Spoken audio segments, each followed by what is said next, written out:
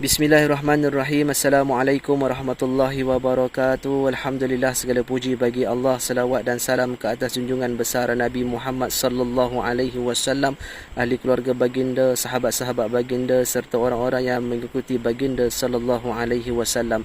Kita akan menyambut hari raya Aidil Adha pada 27 hari bulan 5 2026 hari Rabu bersamaan dengan 10 Zulhijjah 1447 Hijrah.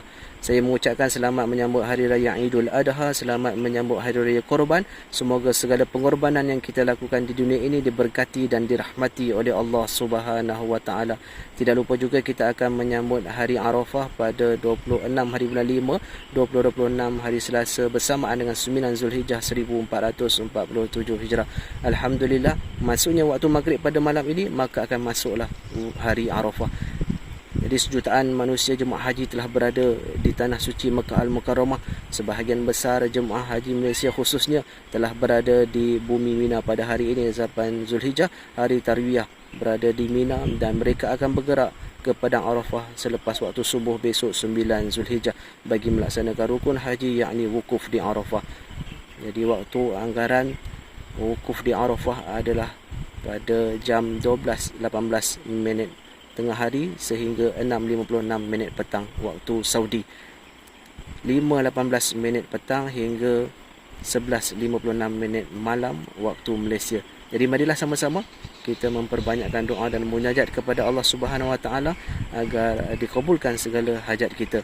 Antara doa ataupun zikir yang dianjurkan adalah la ilaha illallah wahdahu la syarikalah, lahul mulku wa lahul hamdu wa huwa ala kulli syai'in qadir. La ilaha illallah al-malikul haqqul mubin Muhammadur Rasulullah sadiqul wa'dil amin. Alhamdulillah. Antara amalan lain yang sangat dituntut pada hari Arafah adalah berpuasa pada hari Arafah. Saum yaumil Arafah yukaffiru sanatain. Puasa di hari Arafah akan menghapuskan dosa selama 2 tahun. Ayyukaffiru sanatal lati qabla, sebelumnya, wa yukaffiru sanatil ba'da, selepasnya. 2 tahun akan diampunkan dosa oleh Allah Subhanahu wa taala.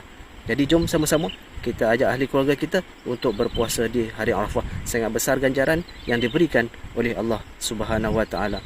Innal hamda wan ni'mata laka wal mul la syarika lak, labbaik Allahumma labbaik, labbaik la syarika lak labbaik, innal hamda wan ni'mata laka wal mul la syarika lak.